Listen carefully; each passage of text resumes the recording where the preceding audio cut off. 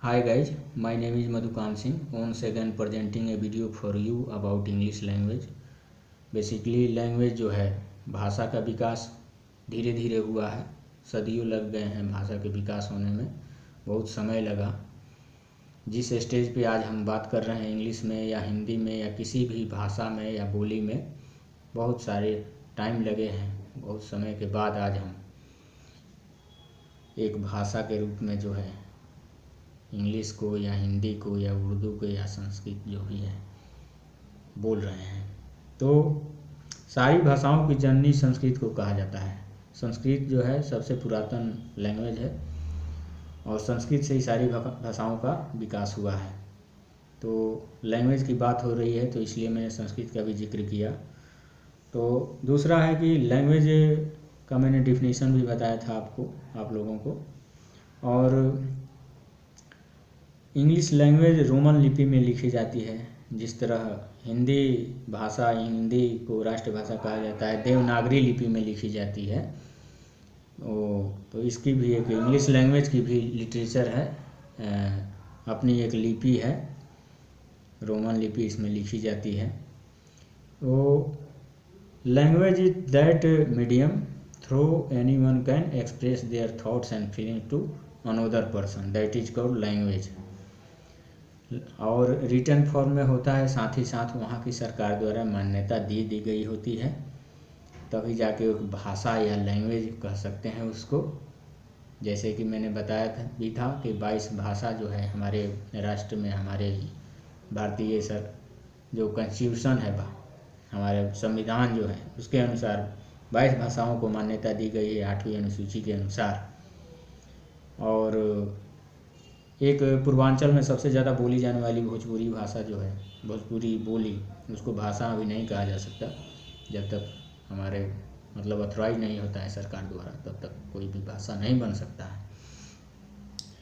तो ये language.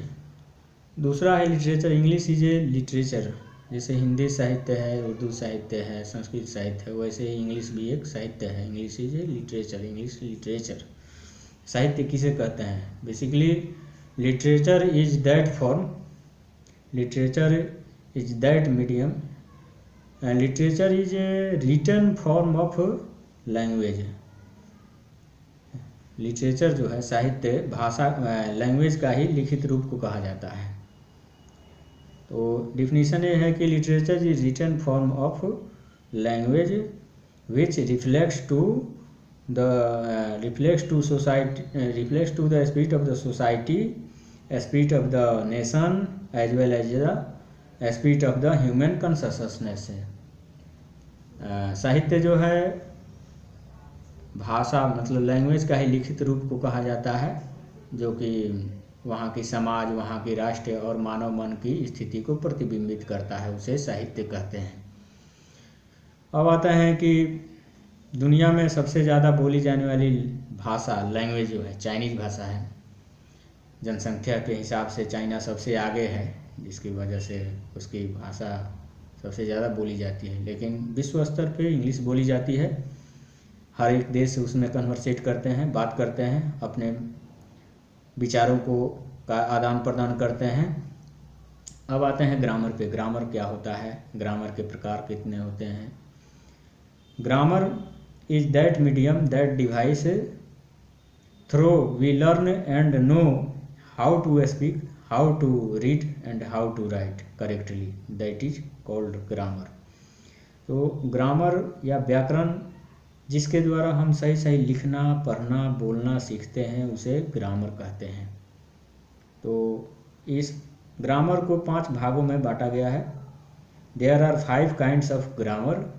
First of all orthography, वर्ण विचार कहते हैं इसको, जिसमें अल्फ़ाबेट होते हैं। अल्फ़ा लेटर्स के बारे में हम जानेंगे आगे, वर्णमाला जिसको कहते हैं। दूसरा है इटिमोलॉजी, शब्द विचार, इसमें वर्ड फॉर्मेशन सीखेंगे, कैसे वर्ड बनता है लेटर्स को जोड़ जोड़ के। तीसरा है आपका सिंटैक्स, वाक्य विचार, सेंटेंस कैसे फॉर्मेशन होता है, स्ट्रक्चर कैसे बनते हैं, ये सीखेंगे सिंटैक्स में।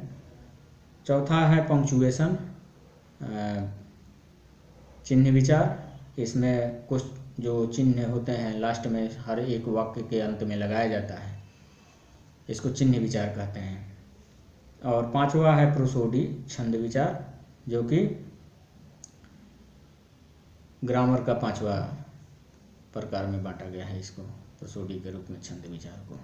तो इन्हीं पांचों पे आधारित है पूरे ग्रामर, इन्हीं के बारे में हम सीखेंगे। और सारी चीज़ जैसे कि संगीत में होता है 7 सुर का संगीत होता है, वैसे ही ग्रामर को 5 भागों में बांटा गया है, इस पे सारा चीज़ आधारित है। तो बेसिकली जो है कि तो अल्फ़ाबेट से मैं शुरू करूँगा। तो थोड़ा सा मैं यहाँ पे बता देना चाहूँगा कि एक्चुअल में ऑर्थोग्राफी में होता क्या है। Orthography alphabets basically English language में जो है, इंग्लिश भाषा में 26 लेटर्स होते हैं।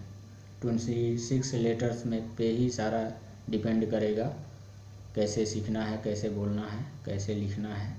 जैसे हिंदी में 52 अक्षर होते हैं, उसी पे हम लोग हिंदी बोलते हैं, लिखते हैं, सुनते हैं, जो भी है। तो 26 लेटर्स को आगे जो मैं वीडियो बनाऊंगा आपको बहुत अच्छी तरह से मैं बताऊंगा, क्योंकि बहुत सारे लोग ऑनर्स कर लिए इंग्लिश में या जानकार भी हैं, लेकिन बेसिक चीज़ भूल गए हैं या पता नहीं है, जो भी कहें। तो उनको भी फ़ायदा है कि एक्चुअल में अल्फ़ाबेट्स को कितने भागों में बांटा गया है, इंग्लिश लेटर्स को, और क्या चीज़ है, क्या प्रोनाउंसिएशन करने पे क्या चीज़ वहाँ पे लगता है। ये कॉम्पिटिटिव एग्जाम में क्वेश्चन आएगा यहीं से उठ के कि जो हम बोलते हैं आवाज़ से, ओनली साउंड से आप पकड़ पाएंगे कि यहाँ पे क्या चीज़ लगेगा, तो ये सेंटेंस सही होगा। ये चीज़ आपको देखने को मिलेगी। और मैं बहुत बेसिक तरीके से इन सारी चीज़ों को समझा रहा हूँ, बता रहा हूँ, हर जगह पे नहीं अवेलेबल है। आज का टाइम जो है नेट का है। हाँ, एक चीज़ और मैं बता देना चाहूँगा कि सीखने के टर्म में फर्स्ट ऑफ ऑल कोई लैंग्वेज या बोली कैसे सीख जाता है आदमी, बेसिकली जिस सोसाइटी से बिलोंग्स करता है, जहाँ से पला बढ़ा होता है, वहाँ पे जो भाषा जो बोली जाती है, उस लैंग्वेज को, उस भाषा को बिना पढ़े बिना लिखे वो आदमी जो है बोलने लगता है। जैसे कि जिस परिवेश में जो बच्चा होता है वो ऑटोमेटिकली बोलता है उस लैंग्वेज को। कारण है कि उस लैंग्वेज को सुनता है, रोज़ रोज़ सुनता है, डेली सुनता है, जिसकी वजह से वो बिना कुछ बताए उस भाषा को बोलने लगता है।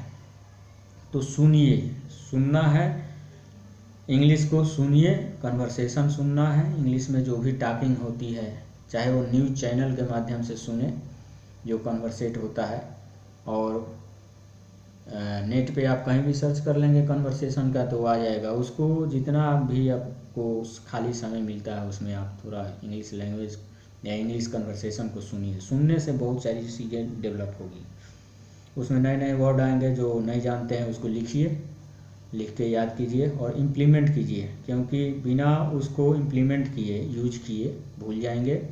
तो उसको याद यूज में रखिए, और वहीं जब यूज में रहेगा तो हमेशा ज़िंदगी भर के लिए याद हो जाएगा।